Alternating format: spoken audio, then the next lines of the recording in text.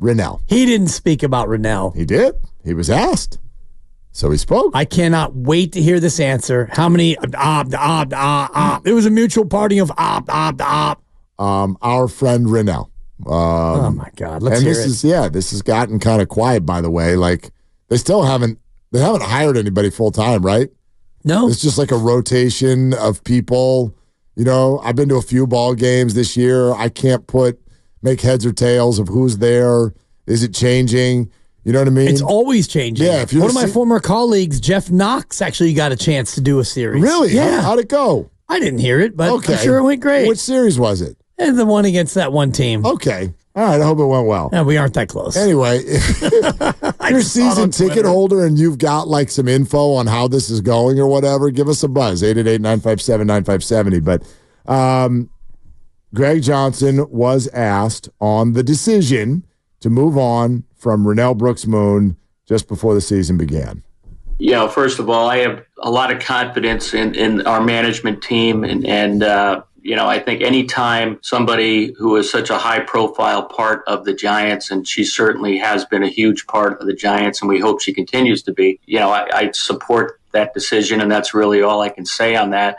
And I would say that we are going to celebrate Renel's incredible career, 24 years in that booth, name the booth after her. My understanding is she's going to go to the Rickwood game as well. And we still hope that she's very much a part of the Giants in our future, and just thank her for all she's done in the 24 years she served the Giants.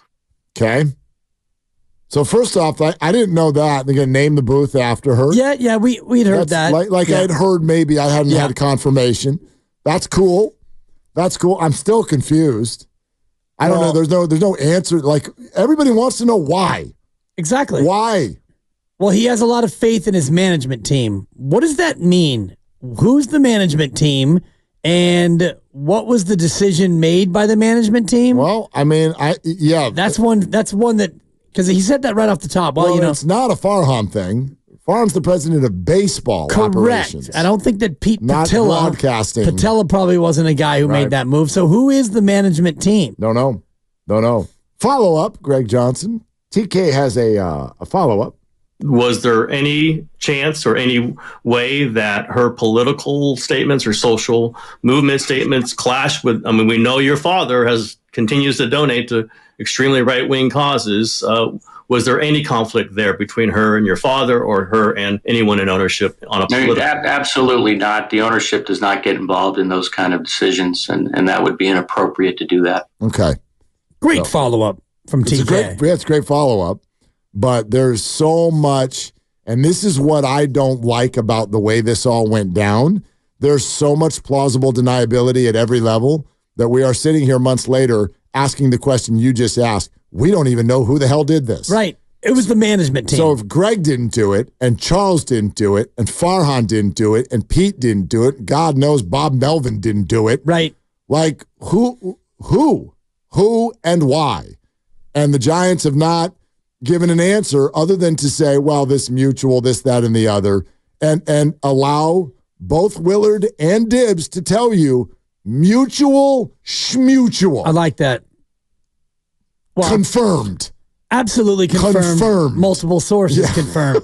So you unceremoniously remove her, yet you try to appease the whole move by naming the booth after her and announcing that she's going to the Rickwood game in 3 and 4 weeks, and also that you hope that she continues to be a part of the Giants for years to come. Here's an idea, Greg.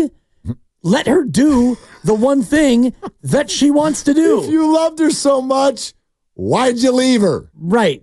So, Mark, we love what you do in Afternoon Drive here on 95.7 The Game. I appreciate it. We want you to still show up and just sit here and not talk.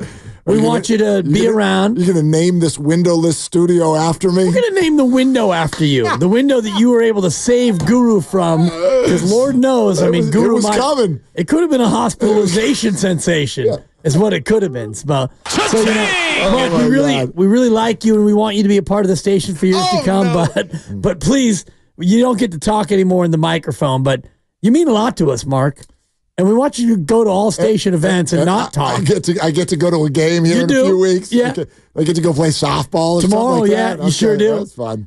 that to me is the part that is even more infuriating. Yeah, the thought of, we're going to name the booth after her, and, we want her to be a part of the Giants for years to come. So then let her do what she wants to do. Here's the tough one. I mean, I don't necessarily think this came from Greg Johnson. Maybe I'm wrong, but I do think there's something, you know what I mean? This is what owners get to do.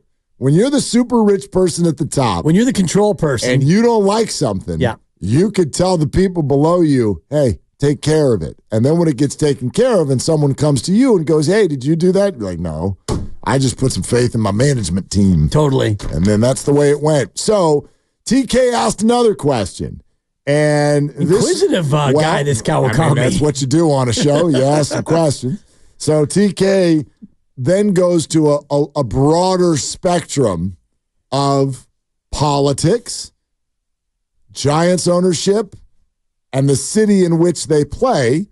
And this has been well-traveled and discussed. But listen to this answer. I've already heard this answer, and it kind of made me throw up in my mouth a little bit. Oh, no. Well, just take a listen. My view is that baseball and sports brings people together of all views. And the more we try to go red versus blue to divide orange versus black is a huge mistake. And I would say that we should focus on the Giants and baseball and not get into political views. That's well rehearsed.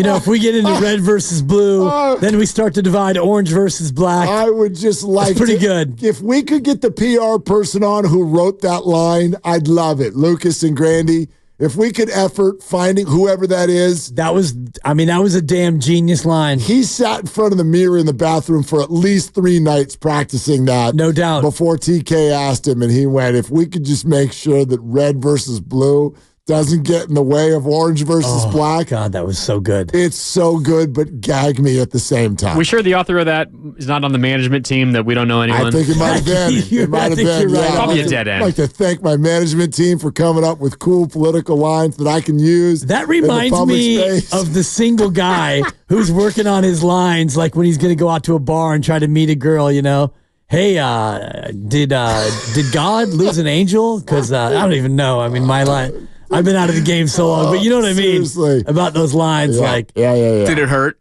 Dude, totally. When you fell from heaven? Thank you. That's exactly what I was talking about. You're from Tennessee? Did what hurt? Oh, God. That does have Gabe Kapler written all over it, doesn't it?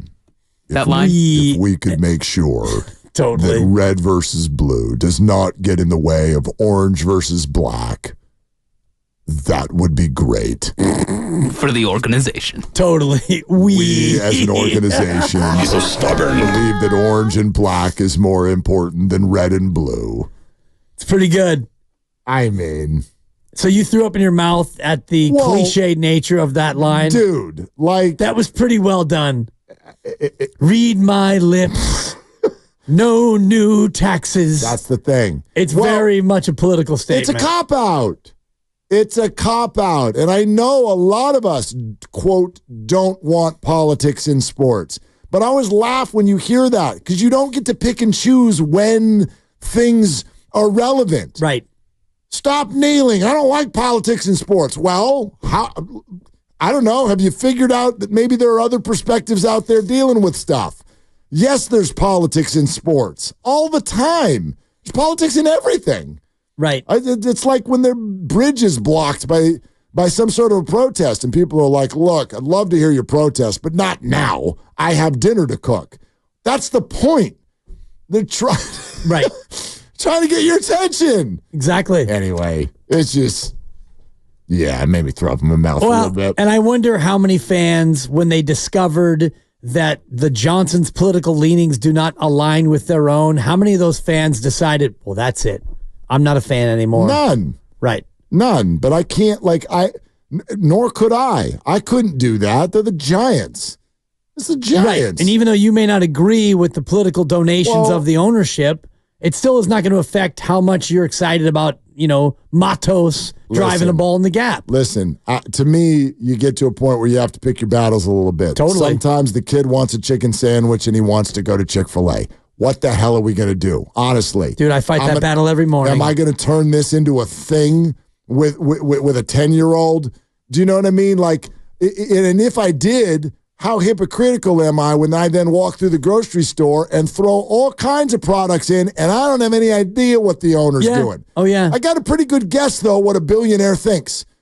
Pretty good guess. Like, just a wild shot. I might be wrong.